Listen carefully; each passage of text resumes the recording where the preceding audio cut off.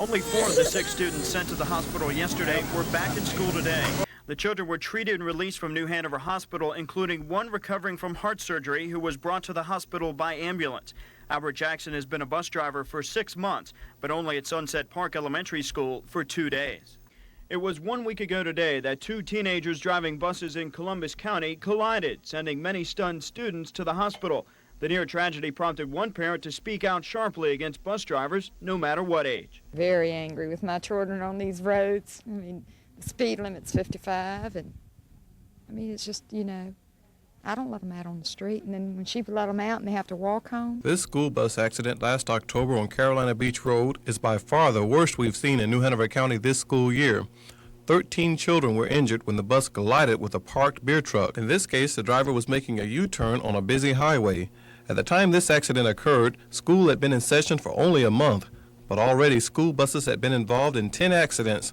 This was more than twice as many as had been reported at the same date the previous school year. Officials say the Labor Department has been trying for years to determine if the job of school bus driver should be considered a hazardous occupation. If so, underage drivers couldn't have the job. By January 1st, no one under 17 may drive a school bus within the state. But educators add those plans need more time. Students we talked to had mixed feelings about the younger drivers. When I was at Laney, I was kind of scared because we had a reckless driver. He would drive fast and knock down stop signs, and he thought it was fun. Everybody was mad, highly mad. Many of the students who were on board that afternoon say the driver, a teenager herself, didn't really know where she was driving in the first place. Here in New Hanover County, all of the most serious bus accidents this year have been caused by adult drivers. But Transportation Director Robert Putty says he is not really comfortable with the idea of 16 and 17-year-olds driving school buses. Being a teacher, I know that classroom control was one of the biggest problems we had, and that's putting a lot of responsibility onto a teenager. By finding a bad driver, dismissing him, then you don't have a driver sitting right there to put on that route to go again, so consequently the buses are late and the parents complain, and I don't blame them a darn bit. In previous years, state lawmakers have failed to respond to requests to raise the minimum age for school bus drivers. But today we are right in the middle of a new push for excellence in the classroom. And many people hope the same emphasis will be put on making sure students get to the classroom safely. I had to go to school regardless, and it was a way to make a few dollars. They paid you a little bit to drive the bus, so that kind of put some money in my pocket.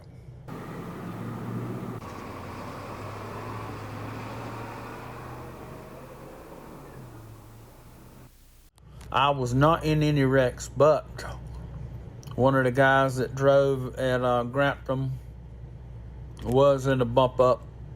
There was occasions whenever there'll be a fight.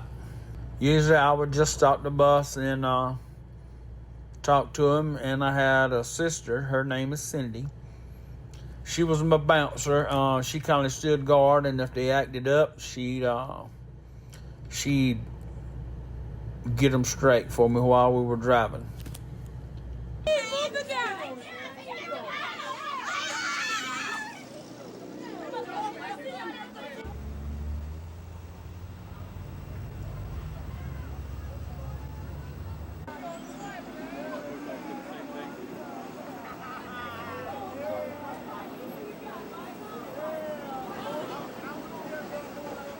Got a good, responsible teenager, they should be able to take that up and go with it.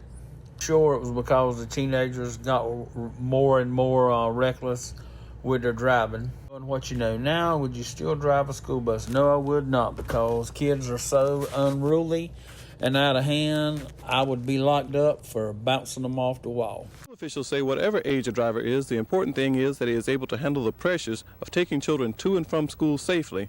Had only a few students been disruptive, Jackson could have taken one of these bus conduct reports to fill out and turn into the principal. Instead, his action may have him being charged with child abuse. It's not just the mechanical condition of these buses that concerns the new transportation director. Putty is taking steps to make sure the people who drive these vehicles are better trained for the job. What I found, Reggie, is that about 95% of our drivers are real good people, whether they be student or young adults or an older adult.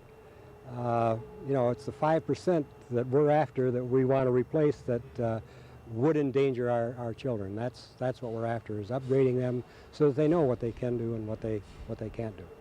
Putty says it will take a while to upgrade the whole bus system, but when school starts next week, he says most students will find the buses to be more reliable than ever before. Reginald Reynolds, Eyewitness News 3.